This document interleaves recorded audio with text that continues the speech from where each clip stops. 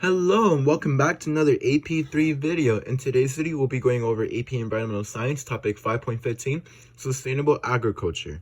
Now, the preservation of soil is essential to maintaining sustainable food production practices.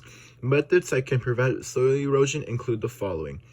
So first is contour plowing. Basically, it preserves natural topography of the land and leaves soil intact, so it slows water down, decreasing water erosion. So what basically happens is that as we have a mountain, as the image shows a mountain, and we have crops in rows. So as the water goes on top of the mountain, it's going to increase in velocity.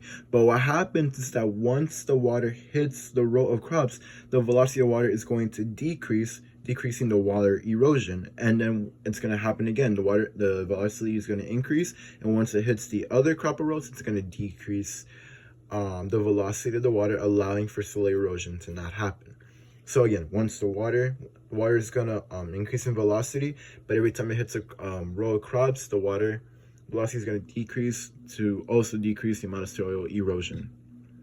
2 is windbreaks. It reduces wind erosion that may be blown away, and it adds trees in the middle or in the center breaks of crops. So you can see from the image, we have trees in the middle.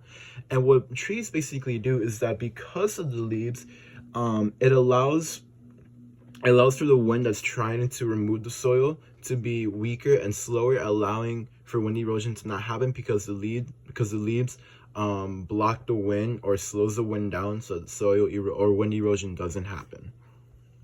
And the third one is going to be strip cropping. Strip cropping is just basically harvesting one crop at a different time till we leave one crop holding the soil in place. So we have 2 images of 2 different crops. So what happens is that, let's say we take the orange crops, we're going to leave the green crops. As the green crops, the roots are kind of going to like hold hands with each other in order to the roots are going to hold the soil down so it doesn't blow away or leave the area of where the soil is. So you only remove one crop at a time, and the crop that stays let's call it a garden. The crop that stays in the garden, the roots are gonna hold the soil together so it doesn't leave, kind of like the roots are gonna hold hands so that they're very strong for soil to not leave its area. And then the 4th method is going to be called tracing. It decreases the velocity of water going downhill, reducing soil erosion. So we're gonna plow like steps in the mountain, and if it rains, it'll hit the flat area, and the water velocity is gonna decrease. It's kind of like the hill, but once it hits like the steps, it's gonna stop right away. It doesn't decrease.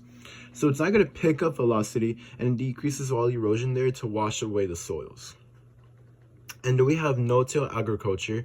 It leaves soil in place and doesn't not loosen it, so it can resist erosion. And then 6 is perennial crops. Basically, crops, we can remove raspberries and strawberries, but the roots stay to hold the soil together year round, and you don't have to replant it. So we just remove the crop, but the roots of the crop stays to hold the soil together, so it doesn't lead to soil erosion. So let me scroll down a little bit. Maintaining soil fertility is also important in practicing sustainable food production.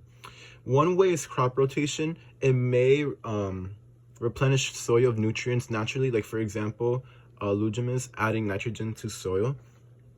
The second method is green manure. It adds bulk and NPK to soil that slowly decomposes.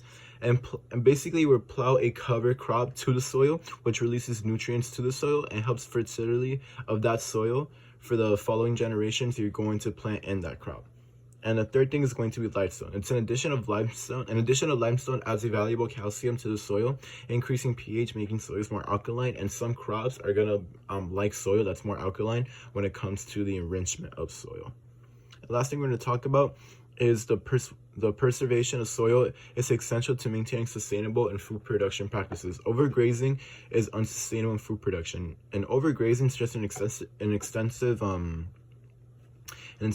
grazing that causes damage to the plants. So I have 2 images here. We have on the left side a mountain, like a hill, and there's an animal, and the animal eats all the grass faster than it could replenish itself.